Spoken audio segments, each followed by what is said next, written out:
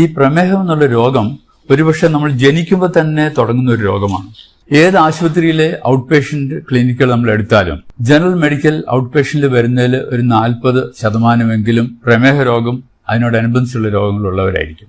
Sugar ഇല്ല, പക്ഷെ പണ്ടൊക്കെ കുറച്ച് ബ്ലഡ് ഷുഗർ കുറച്ച് അധികമുണ്ട്. എന്തെങ്കിലും മരുന്ന് കഴിക്കണ്ടോ? മരുന്നൊന്നുമില്ല, ഭക്ഷണത്തിൽ കൺട്രോളാണ്. ഇവിടെ ഇതാണ് സ്ഥിതി. അവർ അഡ്മിറ്റ് ചെയ്ത് നോക്കുമ്പോൾ കാണാം ബ്ലഡ് ഷുഗർ 360.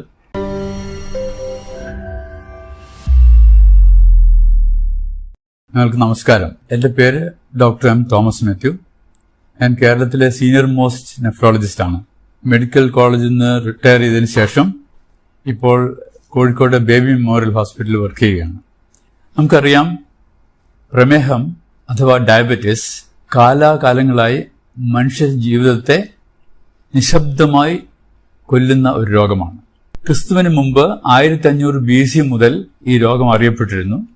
എന്നാൽ 19ാം നൂറ്റാണ്ടിന്റെ മധ്യത്തിലാണ് അതിനെപ്പറ്റി ആധികാരികമായ മനുഷ്യർ പഠിക്കുന്നതിനും ചികിത്സ ആരംഭിക്കുന്നതിനും സാധിച്ചിട്ടുള്ളത്. നാം അറിയേണ്ട ഒരു പ്രധാന കാര്യം, വർഷങ്ങളായി അറിയുന്ന ഒരു രോഗമാണെങ്കിലും അത് എങ്ങനെ കൺട്രോൾ ചെയ്യണമെന്നോ അതിനെ എങ്ങനെ തടുക്കണമെന്നോ അതിന്റെ പാർശ്വഫലങ്ങൾ വരാതെ എങ്ങനെ നോക്കണമെന്നോ ഇന്നും ജനങ്ങൾക്ക് അറിയില്ല. ഇതൊരു വിരോധാഭാസമാണ്. വളരെയധികം പഠനങ്ങൾ പ്രമേഹത്തെക്കുറിച്ചുണ്ടെങ്കിലും അതെങ്ങനെ കൺട്രോൾ ചെയ്യണമെന്ന് ഇന്നും രോഗികൾ അറിയാത്തൊരു സ്ഥിതിയിലാണ് നാം ഇരിക്കുന്നത്. ഏത് ആശുപത്രിയിലെ ഔട്ട് പേഷ്യന്റ് ക്ലിനിക്കുകൾ നമ്മൾ എടുത്താലും ജനറൽ മെഡിക്കൽ ഔട്ട് പേഷ്യന്റിൽ വരുന്നതിൽ ഒരു 40% പ്രമേഹ രോഗം അതിനോടനുബന്ധിച്ചുള്ള രോഗങ്ങളുള്ളവരായിരിക്കും. ഒരു സർജിക്കൽ സൈഡിലാണെങ്കിൽ അതിലും കാണാം 40-50%. അല്ല, ഇനി സ്പെഷ്യാലിറ്റി ക്ലിനിക്കിലാണെങ്കിലോ കാർഡിയോളജി, ന്യൂറോളജി അല്ലെങ്കിൽ നെഫ്രോളജിക്കാണെങ്കിൽ 60% രോഗികൾക്കും പ്രമേഹമായി ബന്ധപ്പെട്ട പ്രശ്നങ്ങളുമായിട്ടാണ് അവർ വരുന്നതെന്ന് നമ്മൾ കാണുന്നത്. ഇതെന്തുകൊണ്ടാണ് ഇത്രയും വിദ്യാഭ്യാസവും ഇത്രയും ലോകജ്ഞാനവും ഇത്രയും രോഗങ്ങളെപ്പറ്റിയുള്ള വിവരമുള്ള ഒരു ജനതയ്ക്ക് ഇതെന്തുകൊണ്ടാണ് ഇങ്ങനെ സംഭവിക്കുന്നതെന്ന് നാം ആലോചിക്കാറുണ്ട്.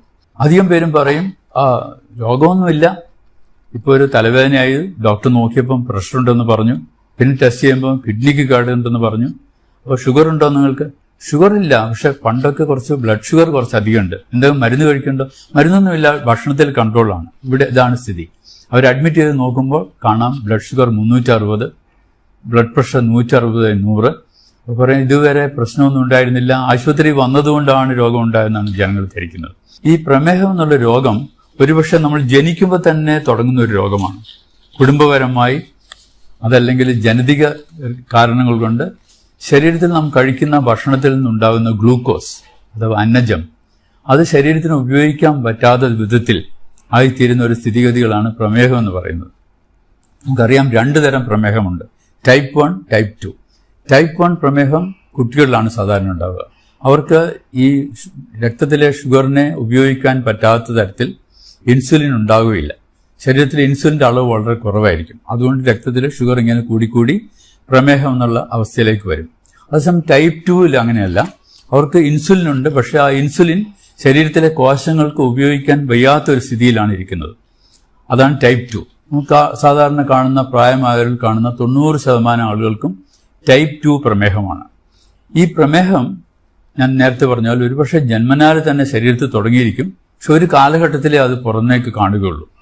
അതിന് വരുന്നതിന് മുമ്പ് തന്നെ പല പല ലക്ഷണങ്ങളുണ്ട്. ഒന്നാമത്, ശരീരത്തിന് ആവശ്യത്തിൽ കൂടുതലുള്ള വണ്ണം. ഒരാൾക്ക് എത്ര വണ്ണം വേണം നിങ്ങൾ ചോദിച്ചാൽ നമുക്ക് പറയാം, അത് ബോഡി മാസ് ഇൻഡെക്സ് കാൽക്കുലേറ്റ് ചെയ്യണം. ഒരാളുടെ വെയിറ്റും ഹൈറ്റും എടുത്തിട്ട്, ഹൈറ്റ് മീറ്റർ സ്ക്വയറിലും വെയിറ്റ് കിലോഗ്രാമിലും എടുത്തിട്ട് ആ വെയിറ്റിനെ ഹൈറ്റ് കൊണ്ട് ഹരിച്ചാൽ അത് 18നും 25നും ഇടയ്ക്കാണെങ്കിൽ അവർ തൂക്കം ശരിയാണെന്ന് അർത്ഥം. 25നും 30നും ഇടയ്ക്കാണെങ്കിൽ അത് ശരീരത്തിന് തൂക്കം കൂടുതലാണ്, തടി, പൊണ്ണത്തടി. 30-ലധികമാണെങ്കിൽ മാരകമായ പൊണ്ണത്തടി. ഈ ശരീരത്തിന് തൂക്കം കൂടുന്നതനുസരിച്ചിട്ട് പ്രമേഹം ഉണ്ടാകാനുള്ള സാധ്യത വളരെ കൂടുതലാണ്. നമ്മളിപ്പോൾ ഇന്ത്യയിലെ കണക്കെടുക്കുകയാണെങ്കിൽ ഇന്ത്യയിലെ എല്ലാ ജനങ്ങളും നമ്മൾ നോക്കുമ്പോൾ 3%, 4% ആളുകൾക്കും ശരീരത്തിൽ ആവശ്യമുള്ളതിനേക്കാൾ തൂക്കം കൂടുതലാണ്. കേരളത്തിലാണെങ്കിൽ അടുത്ത കാലത്ത് നടന്ന പഠനങ്ങളൊക്കെ കാണിക്കുന്നത് 30% പേർക്കും ഓവർ വെയ്റ്റ്, തടി കൂടുതലാണ് ശരീരത്തിന്. ഈ തടി കൂടുതലാകുമ്പോൾ ശരീരത്ത് ഉണ്ടാകുന്ന ഗ്ലൂക്കോസ് ഉപയോഗിക്കപ്പെടാതെ ഇൻസുലിൻ കൊണ്ട് പ്രവർത്തിക്കാൻ സാധിക്കാത്ത തരത്തിൽ രക്തത്തിലെ ഷുഗറിന്റെ അളവ് കൂടിക്കൊണ്ടേയിരിക്കും. സോ അമിതമായ വണ്ണം, അമിതമായ ഭക്ഷണം, നമ്മൾ തോന്നിമാര് ഭക്ഷണം കഴിക്കുന്ന ഒരു കാലത്താണ് നാം ജീവിക്കുന്നത്. പണ്ട് കാലത്ത് കഴിച്ചിരുന്ന ഭക്ഷണരീതി കംപ്ലീറ്റ് മാറി, ജീവിതശൈലി കൊണ്ടിട്ട് ഭക്ഷണരീതി മാറി. ഒരാൾക്ക് ഒരു ദിവസം വേണ്ടത് അയാളുടെ വെയിറ്റിനെ 20 അല്ലെങ്കിൽ 30 കൊണ്ട് ഗുണിച്ചാൽ കിട്ടുന്ന അത്ര കാലോറീസാണ്. ഊർജം, നമ്മുടെ ശരീരത്തിന് ജോലി ചെയ്യാൻ വേണ്ടി ഊർജ്ജമാണ് ആവശ്യം. ആവറേജ് ഉള്ള ഒരാൾക്ക്, ഒരു 60 കിലോ വെയിറ്റ് ഉള്ള ആൾക്ക് ഏകദേശം 1400 തുടങ്ങി 1800 കാലോറീസാണ് ആവശ്യം. ഈ കലോറീസ് നമുക്ക് എങ്ങനെ കിട്ടും? നമുക്ക് ഭക്ഷണത്തിനെ 3ആയിട്ട് തരംതിരിക്കാം. ഭക്ഷണത്തിൽ പ്രധാനമായിട്ട് ഊർജ്ജം ലഭിക്കുന്നത് നമ്മൾ കഴിക്കുന്ന ധാന്യങ്ങൾ, അല്ല നമ്മൾ കഴിക്കുന്ന കൊഴുപ്പ്, നമ്മൾ കഴിക്കുന്ന പ്രോട്ടീൻ. ഈ 3 ഭാഗങ്ങളിൽ നിന്നാണ് നമുക്ക് ശരീരത്തിന് ആവശ്യമായുള്ള ഊർജ്ജം ലഭിക്കുന്നത്. ഈ ഊർജ്ജം നമുക്ക് ആവശ്യത്തിൽ അധികം കിട്ടിക്കഴിഞ്ഞാൽ അത് ശരീരത്തിന് ഉപയോഗിക്കാതെ അത് കൊഴുപ്പായി കൂടും, ഷുഗറായി രക്തത്തിൽ ഇങ്ങനെ ഓടി നടക്കും, ശരീരത്തിന്റെ അവയവങ്ങൾ കയറി പിടിക്കും.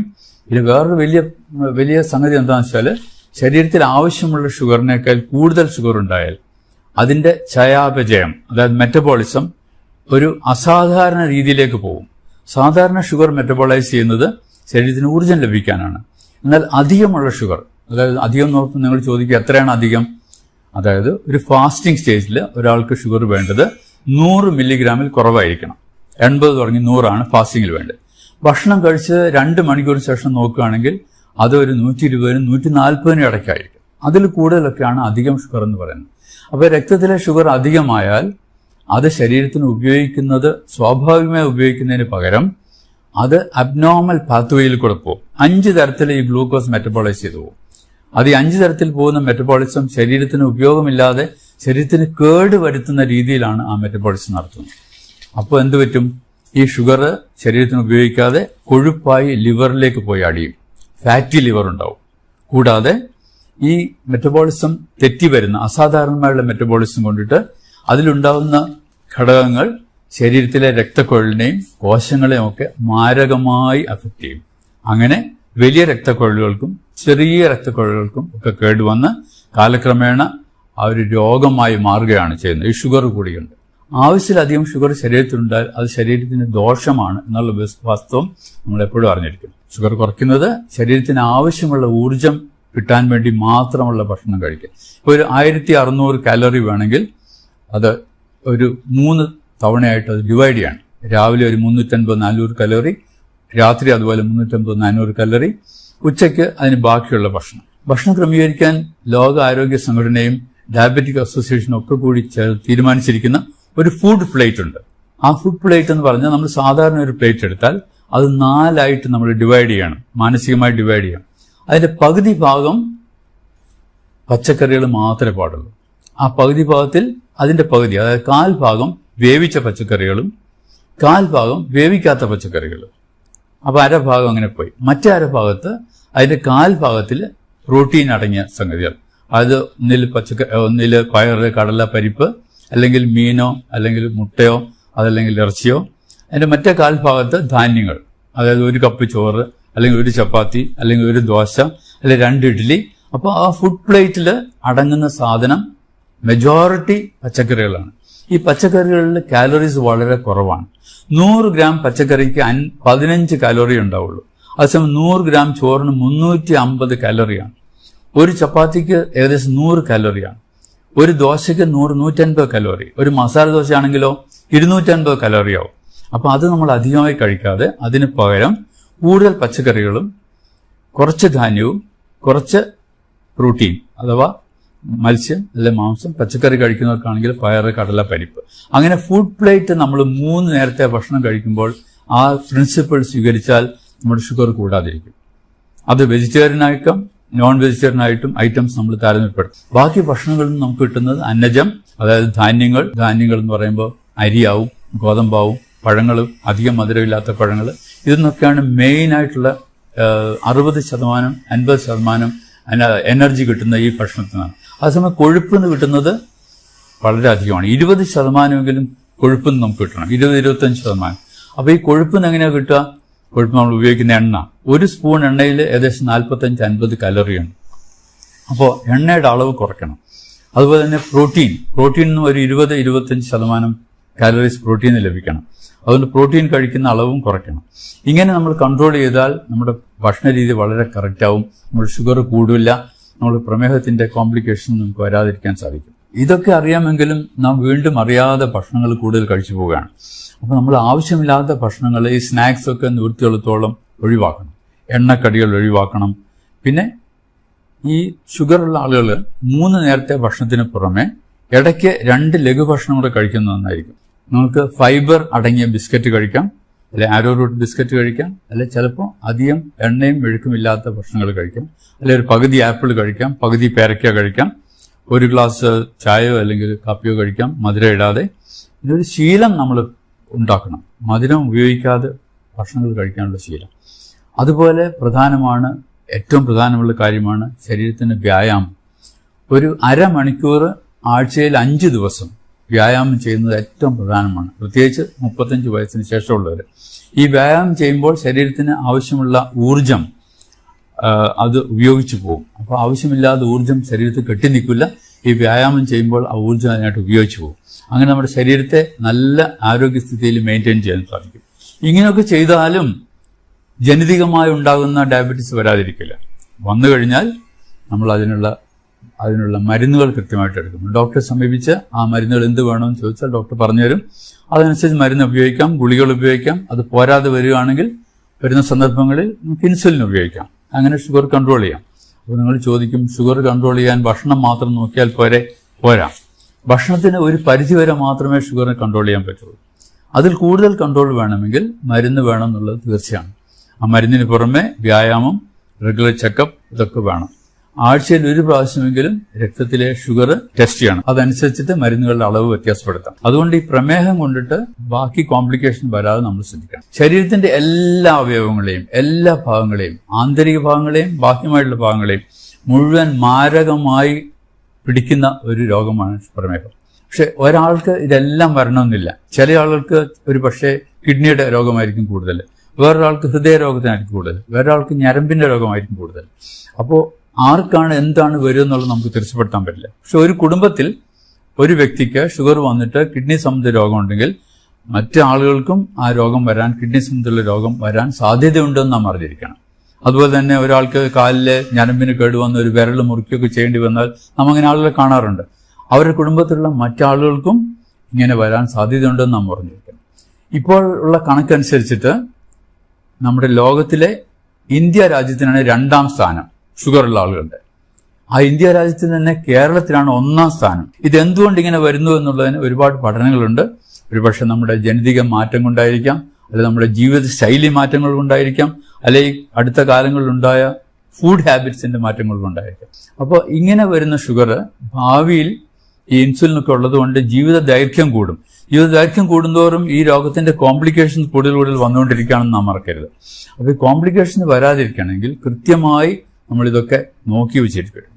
ഏതൊരു പ്രായം ആയ ആളും, 30 വയസ്സിന് കഴിഞ്ഞ ആളും വർഷത്തിൽ ഒരിക്കലെങ്കിലും അവരുടെ ബ്ലഡ് ഷുഗർ നോക്കണം. ബ്ലഡ് ഷുഗർ നോക്കുമ്പോൾ അത് വേണ്ടതിലധികമാണെന്ന് കണ്ടാൽ തീർച്ചയായും ഡോക്ടറെ സമീപിച്ച് അവരുടെ വെയിറ്റ് മനസ്സിലാക്കണം. വെയിറ്റ് അനുസരിച്ചിട്ട് അത് ക്രമീകരിക്കണം, ഭക്ഷണ രീതി ക്രമീകരിക്കണം. നമ്മൾ ഒന്ന് രണ്ട് നമ്പേഴ്സ് ഓർത്തിരിക്കുന്ന എപ്പോഴും നല്ലതാണ്.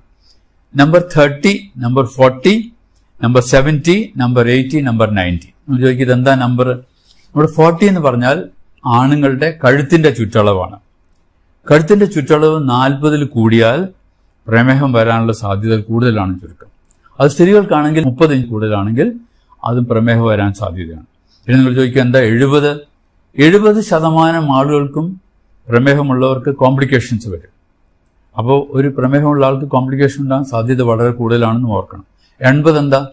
80 എന്ന് പറഞ്ഞാൽ നമ്മുടെ വയറിന്റെ ചുറ്റളവ്, പുക്കിളിന്റെ സൈഡിൽ കൂടി വയറിന്റെ ചുറ്റും ഒന്ന് മെഷർ ചെയ്താൽ 80 സെന്റിമീറ്റർ സ്ത്രീകൾക്കും 90 സെന്റിമീറ്റർ ആണുങ്ങൾക്കും. അത് കൂടുതലാണെങ്കിൽ അവർക്ക് പ്രമേഹം ഉണ്ടാകാനുള്ള സാധ്യത വളരെ കൂടുതലാണ്. അവരുടെ തടി വളരെ കൂടുതലാണെന്ന് ഓർക്കണം. 90 കൂടുതലുള്ള പുരുഷന്മാരും 80 കൂടുതലുള്ള സ്ത്രീകളും വളരെ വളരെ വളരെ ശ്രദ്ധിക്കണം. അത് കുറയ്ക്കുന്നത് നമ്മുടെ ഭക്ഷണത്തിൽ കൂടിയും എക്സസൈസിൽ കൂടിയും ഒക്കെയാണ്. അതിന് ബുദ്ധിമുട്ടുള്ള കാര്യമല്ല. കൂടാതെ വേറെ ചില നമ്പേഴ്സ് നമ്മൾ ഓർക്കണം. രക്തസമ്മർദ്ദം, പ്രമേഹം ഒക്കെ കൂട്ടാളികളാണ്, ഒരുമിച്ചാണ് അവർ പോവുക. 30 വയസ്സ് കഴിഞ്ഞാൽ തീർച്ചയായും രക്തസമ്മർദ്ദം നമ്മൾ നോക്കിയിരിക്കണം. അതൊരു നിശബ്ദ കൊലയാളിയാണ്. യാതൊരു സൈൻസും സിംറ്റം ഇല്ലാതെ പെട്ടെന്ന് ഒരു ദിവസം ബ്രെയിൻ അറ്റാക്ക് വരും, അല്ലെങ്കിൽ ഹാർട്ട് അറ്റാക്ക് വരും, അല്ലെങ്കിൽ കിഡ്നി ഫെയിൽ ചെയ്യും. അപ്പോഴാണ് അറിയുന്നത് പ്രഷർ 200/120 ആണെന്നുള്ള കാര്യം. നോർമലായിട്ട് ഒരാൾക്ക് 140/80 ബ്ലഡ് പ്രഷർ. അതിൽ കൂടുതലുണ്ടെങ്കിൽ അതിന്റെ കാരണം എന്താണെന്നും അതിന്റെ ട്രീറ്റ്മെന്റ് എന്താണെന്നും നമ്മൾ തീരുമാനിക്കും. ഇപ്പോൾ ആശുപത്രിയിൽ പോകുമ്പം നമ്മൾ കാണുന്ന രോഗികൾ വരും. അപ്പോൾ ഡോക്ടറെ എനിക്ക് കാല് വേദനയാണ്, മുട്ടുവേദനയാണ്, കാല് തരിപ്പുണ്ട്, അത് നിങ്ങൾക്ക് വേറെ എന്തെങ്കിലും അസുഖം ഉണ്ടോ എന്ന് ചോദിച്ചാൽ അസുഖമൊന്നും ഇല്ല എന്ന് പറയും. പിന്നെ ചോദിച്ചു വരുമ്പോഴാണ് തരുന്നത് 20 വർഷമായിട്ട് പ്രമേഹ രോഗമുണ്ട്, 15 വർഷമായിട്ട് രക്തസമ്മർദ്ദമുണ്ട് എന്ന് അവർ പറയുന്നു. ഒരു 50 വർഷമായ രോഗികളെ കണ്ട് പരിചയമുള്ള എനിക്ക് നിങ്ങളോട് പറയാനുള്ള ഒരു പ്രധാന കാര്യം അതാണ്. ഡോക്ടർമാരെ സമീപിക്കുമ്പോൾ നിങ്ങളുടെ രോഗത്തിന്റെ മുമ്പുകൂട്ടിയുള്ള വിവരങ്ങൾ തീർച്ചയായും പറഞ്ഞിരിക്കണം. അതല്ലെങ്കിൽ ചികിത്സ തെറ്റും, മരുന്ന് തെറ്റും, ഡോക്ടർ കൺക്ലൂഷൻ തെറ്റിപ്പോവും, അത് നിങ്ങൾക്ക് തന്നെ ബുദ്ധിമുട്ടാവും. അപ്പോൾ അവനവർക്കുള്ള രോഗത്തെപ്പറ്റി നാം അറിഞ്ഞിരിക്കണം. അത് മറ്റുള്ള ഡോക്ടർമാരടുത്ത് പറയാൻ മടി കാണിക്കരുത്. ഡോക്ടർ ഇങ്ങനെ ചോദിച്ച് സമയം എടുത്തിട്ട് കണ്ടുപിടിക്കുന്ന ഒരു കാര്യമല്ല. നമ്മുടെ രോഗത്തെപ്പറ്റി, നമ്മുടെ ശരീരത്തിന്റെ സ്ഥിതിയെപ്പറ്റി നമ്മൾ എപ്പോഴും ബോധവാന്മാരായിരിക്കണം. പിന്നെ നാം അറിയണം, ഈ പ്രമേഹം എത്ര സൂക്ഷിച്ചാലും കുറച്ച് കൂടുതലായി വരുന്ന രോഗമാണ്. 60% ആളുകൾക്കും കിഡ്നി രോഗം ആയി മാറാം. കിഡ്നി രോഗം പ്രമേഹത്തിന്റെ കൂടെ വരാം. Diabetic nephropathy. 50% ആളുകൾക്കും ഹാർട്ട് ഡിസീസ് വരാം. ഏകദേശം 50%-60% ആളുകൾക്ക് ന്യൂറോപ്പതി വരാം, ഞരമ്പിന്റെ കോംപ്ലിക്കേഷൻ വരാം. ഇങ്ങനെയൊക്കെ ഉണ്ടാവുന്ന ഒരു രോഗം. കണ്ണിന് കേട് വരും വളരെ അധികം പേർക്ക്. അപ്പോൾ കണ്ണിന് കേട് വരും, ലേസർ അടിക്കും, ഇതൊക്കെ രോഗികൾക്ക് ഉണ്ടാകുന്ന സംഗതികളാണ്. പക്ഷെ അവർ പറയാറില്ല. പിന്നെ ചോദിച്ചു വരുമ്പോൾ ആ കണ്ണിന് ലേസർ അടിച്ചിരുന്നു 2 വർഷം മുമ്പെന്ന് പറയും. അപ്പോൾ അന്നേ ഷുഗർ ഉണ്ടെന്നുള്ള കാര്യം അവർ മറന്നു പോകുന്നു. ആ ഷുഗറിനെ കൺട്രോൾ ചെയ്യുന്ന കാര്യം മറന്നു പോകുന്നു. ഡോക്ടർമാർ പറയും നിങ്ങൾ ശരിക്കും ഷുഗർ കൺട്രോൾ ചെയ്യണം. എന്നാൽ എങ്ങനെ കൺട്രോൾ ചെയ്യണമെന്ന് അവർക്ക് അറിയുന്നില്ല. ഭക്ഷണത്തിൽ ക്രമീകരിക്കുക, എക്സസൈസ് ചെയ്യുക, വെയിറ്റ് കുറയ്ക്കുക, ഈ പ്രധാന കാര്യങ്ങളെല്ലാം നമ്മൾ സൂക്ഷിച്ചാൽ കൂടുതൽ കോംപ്ലിക്കേഷൻ ഇല്ലാതെ ഡയബറ്റീസിനോട് കൂടി ഒരു സുഗമമായ ജീവിതം നയിക്കാൻ സാധിക്കും. നമുക്ക് മനസ്സിലായെന്ന് കരുതുന്നു. Thank you very much.